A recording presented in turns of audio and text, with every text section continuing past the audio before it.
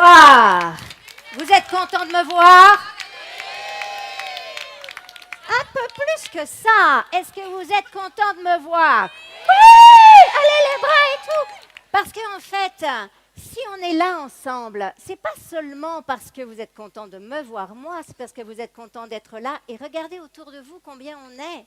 Regardez combien on est à être joyeux d'être là ensemble et à vouloir partager un message. Alors, il y a quelqu'un qui veut quelque chose, Julien?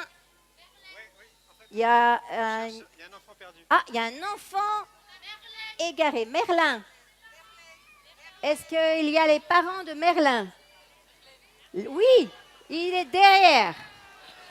Retrouvez. Oui!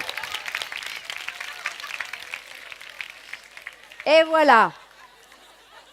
Ça montre bien qu'on ne peut pas être parent tout seul. On a absolument besoin d'être tout un groupe.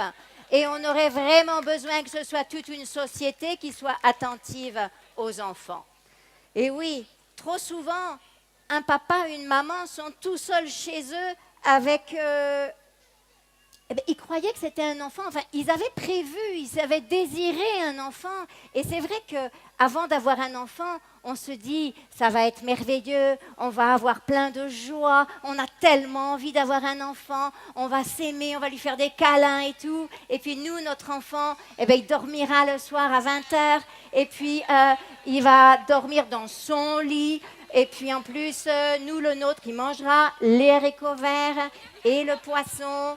Et il aura des bonnes notes à l'école. Bref, notre enfant à nous, ce sera super.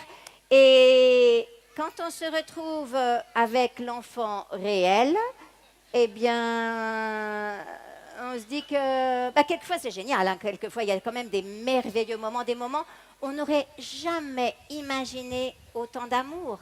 Notre cœur gonfle, grandit. Jamais on n'aurait imaginé une telle intensité d'émotion. Mais il y a d'autres fois, on se croirait juste plongé au milieu d'un mauvais cauchemar.